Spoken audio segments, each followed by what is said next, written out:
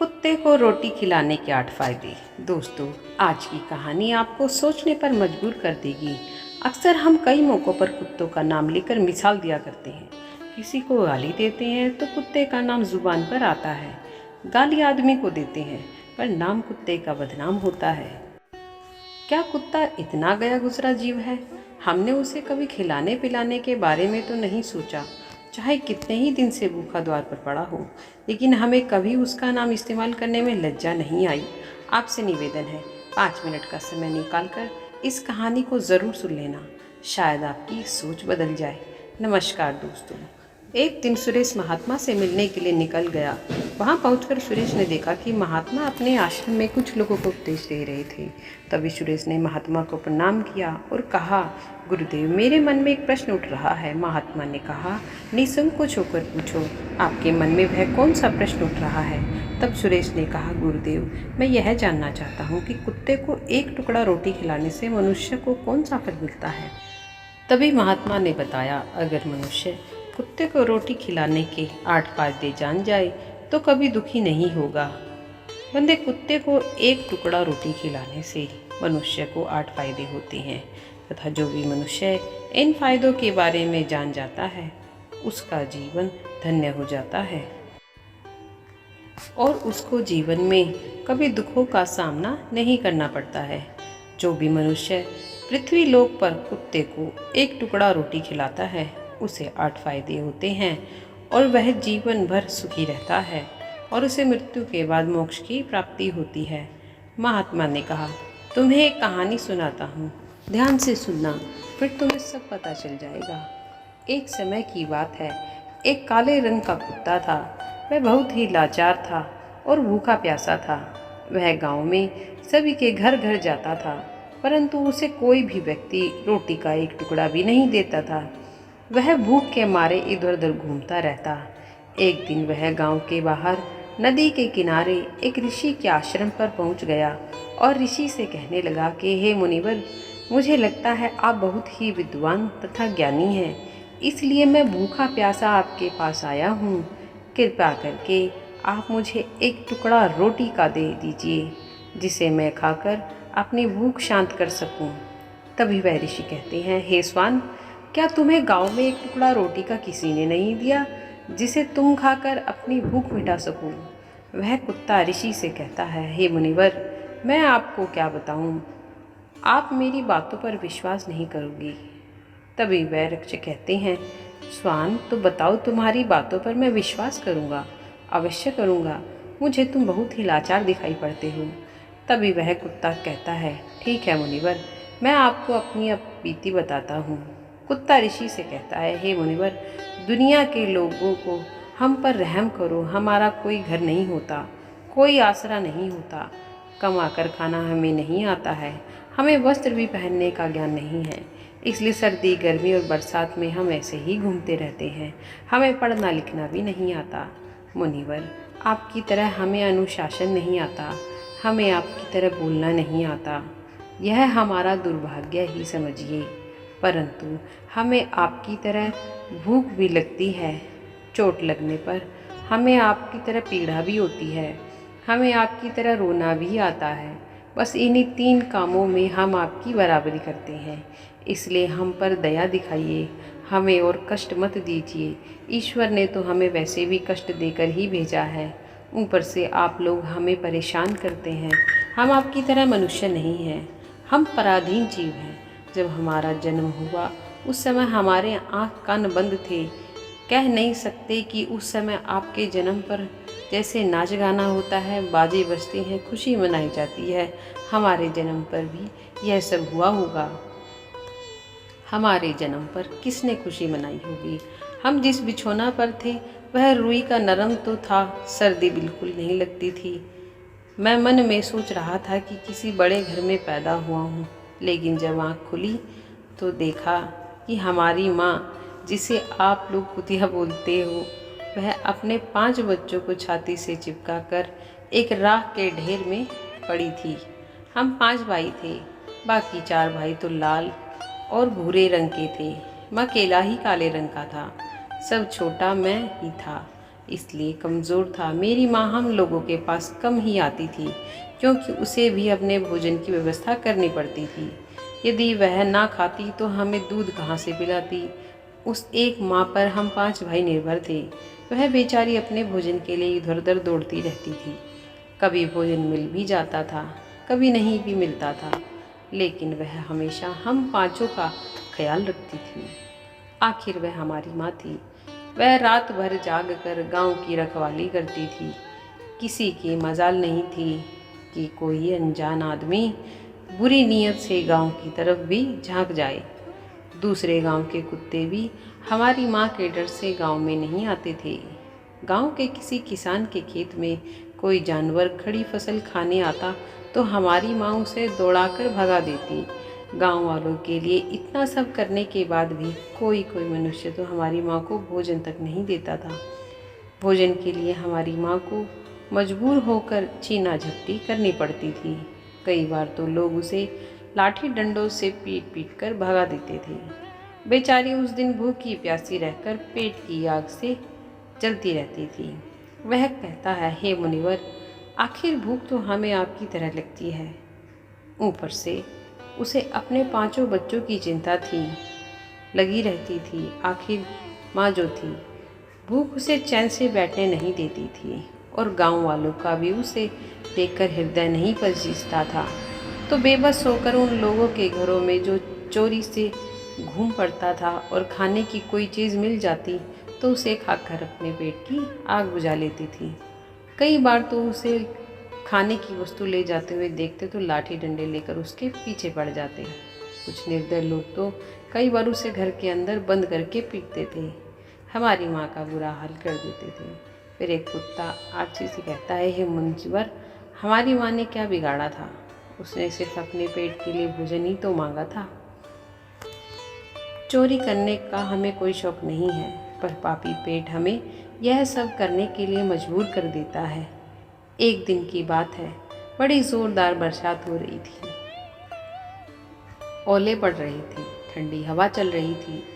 उस ठंड में ठिठुर कर हमारे 3 भाई मर गए। उस दिन हमारी माँ बहुत रोई थी, लेकिन मनुष्य हमारी पीड़ा को नहीं समझता, क्योंकि उसके बच्चे थोड़े ही मरे थे। फिर वह कुत्ता कहता है, हे मुनिवर, अब हम सिर्फ 2 भाई रह गए थे। हमारी माँ हम दोनों की अच्छे से देखभाल करने लगी। फिर एक दिन उसी गांव में एक सेठ के घर पर दावत चल रही थी और अनेक प्रकार की मिठाइयाँ बन रही थी। सेठ जी के घर काफ़ी मेहमान आए हुए थे। हमारी माँ कुछ खाने की तलाश में बार बार उधर जाती, लेकिन लोग उसे धुतकार कर भगा देते थे। किसी को उस पर इतना भी तरस नहीं आया कि एक रोटी उस बेचारी को खाने को फेंक दे। एक रोटी से उनका क्या बिगड़ जाता। मेरी माँ बार बार जाती और वहीं खड़ी खड़ी देखती रहती। सेठ जी के आंगन में दावत खाने का सिलसिला चालू हुआ। भोजन परोसा जाने लगा। मेरी माँ भी वहीं जाकर पूँछ हिलाने लगी। खाना परोसने वाले आदमी जब किसी काम से भीतर गया तो मेरी माँ दबे पाँव रोटी लेने को चल पड़ी। फिर दूसरे आदमी ने मेरी माँ को जाते हुए देख लिया तो चारों ओर से लोग चिल्ला चिल्ला कर उसकी तरफ भागे। मेरी माँ उनकी चीख सुनकर घबरा गई। 2-3 आदमी लाठी लेकर उसके पीछे दौड़े। मेरी माँ वहाँ से घबरा कर भागने लगी, परंतु उसे वहाँ से निकलने का कोई रास्ता नहीं मिला, क्योंकि सामने से लोग लाठी डंडे लेकर आ रहे थे। तभी मेरी माँ वहाँ पर जो भोजन कर रहे थे उनको लांग कर निकल गई। आगे वह कुत्ता कहता है, हे मुनिवर, मेरी माँ अपने निकलने पर इतनी हैरान नहीं थी जितना कि उन लोगों को देखकर हुई जो वहाँ पर दावत खा रहे थे। वह सब उठकर खड़े हो गई। उन्होंने भोजन करना छोड़ दिया और कहने लगे कि कुतिया के लांग जाने के कारण भोजन भ्रष्ट हो गया है। सब एक दूसरे से विचार विमर्श कर रहे थे कि अब क्या किया जाए, खाना तो सब खराब हो गया है। फिर सेठ जी फूट फूट कर रोने लगे। कुछ लोग तो यह भी कह रहे थे, भाई कुतिया के लाने से भोजन खराब कैसे हो गया, उसे खाने में या पतलों में मुंह थोड़ी डाला है, सिर्फ ऊपर से लांग कर ही तो गई है।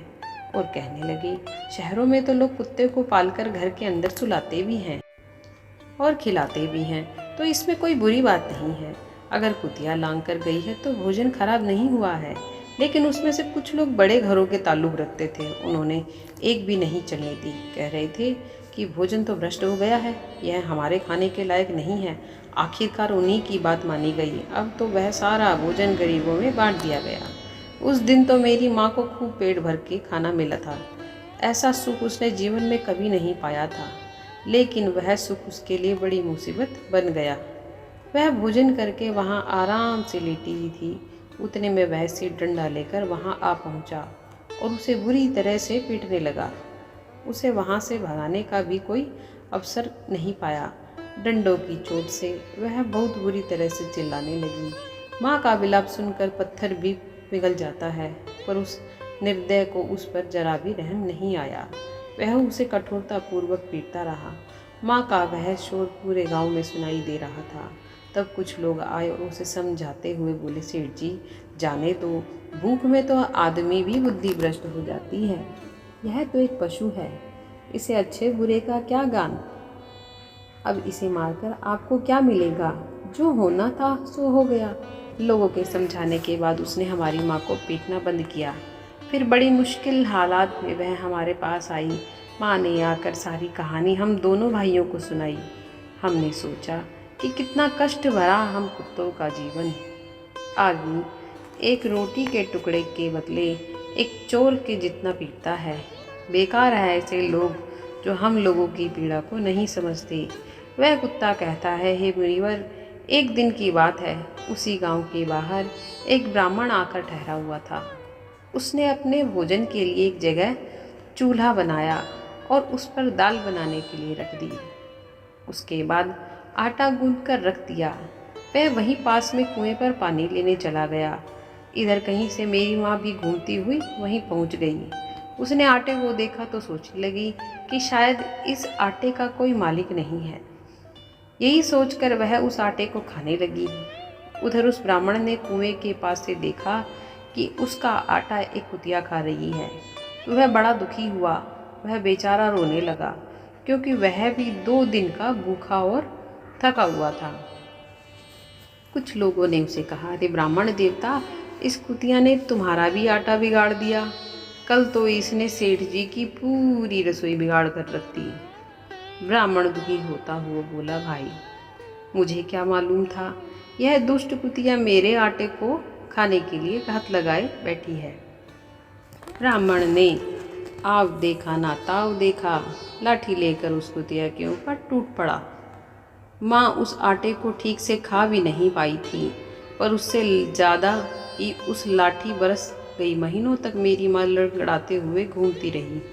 तब उस दिन समझ में आया कि आदमी कितना खुदगर्ज है।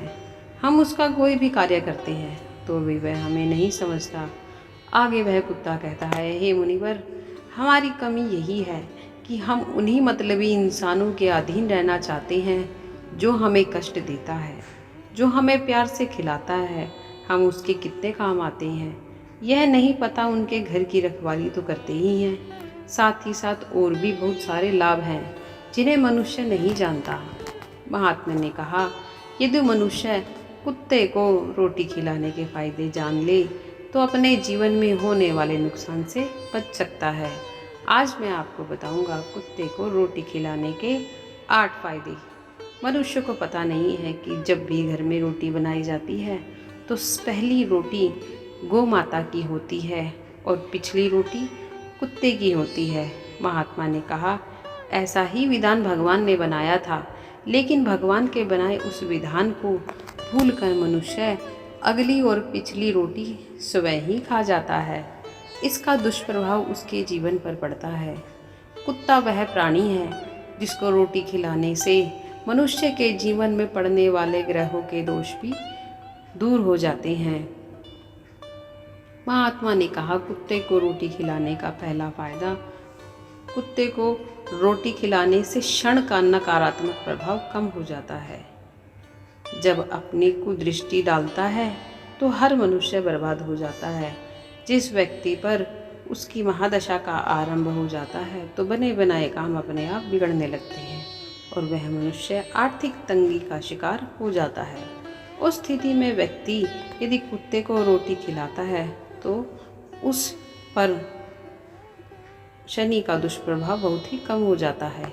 कुत्ते को रोटी खिलाने का दूसरा फायदा, कुत्ते को रोटी खिलाने से भाग्य आपका पक्ष में हो जाता है। आपके घर के अंदर नकारात्मक शक्ति नष्ट हो जाती है। कुत्ते को रोटी खिलाने का तीसरा फायदा। कुत्ते को रोटी खिलाने से माता लक्ष्मी प्रसन्न हो जाती है और आपके घर में धन दौलत की कभी कमी नहीं रहती। कुत्ते को रोटी खिलाने का चौथा फायदा। कुत्ते को रोटी खिलाने से आपके ऊपर कर्ज नहीं चढ़ता और जो पहले से आप कर्जदार हैं उससे भी मुक्ति मिल जाती है। कुत्ते को रोटी खिलाने का पांचवा फायदा। कुत्ते को सुबह शाम भोजन देने से आपका व्यापार बहुत अच्छे से चलता है। कुत्ते को रोटी खिलाने का छठा फायदा। कुत्ते को रोटी देने से आपकी आयु में वृद्धि होती है और अटका हुआ धन वापस मिल जाता है। कुत्ते को रोटी खिलाने का सातवां फायदा। कुत्ते को रोटी देने से हमेशा आपका स्वास्थ्य अच्छा बना रहता है और मानसिक रूप से आप मजबूत रहते हैं। आपका मन हमेशा ऊर्जावान रहता है। अच्छे विचार आपके मन के अंदर आते हैं। कुत्ते को रोटी खिलाने का आठवां फायदा। कुत्ते को रोटी खिलाने से भगवान प्रसन्न रहते हैं, क्योंकि भगवान को समस्त जीवों की चिंता रहती है और जो समस्त जीवों पर दया खाता है भगवान भी उस मनुष्य से हमेशा प्रसन्न रहते हैं। भगवान की कृपा सदैव उस परिवार पर बनी रहती है। आपके अपने बूढ़े बड़ों से सुना होगा, कहते हैं कि जब कुत्ता रोता है तो अपशकुन होता है, कोई संकट आता है, किसी की मृत्यु होती है, इसलिए कुत्ते को कभी रुलाना नहीं चाहिए। इस प्रकार से महात्मा ने सुरेश को कुत्ते को रोटी खिलाने के 8 फायदे बताए और जो मनुष्य कुत्ते को रोटी खिलाता है तो उसे इन 8 फायदों का फल प्राप्त होता है।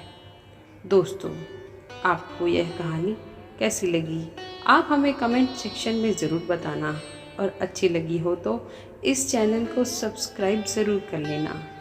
तो चलिए मिलते हैं ऐसी ही कोई नई कहानी में। तब तक के लिए अपना ख्याल रखें। धन्यवाद।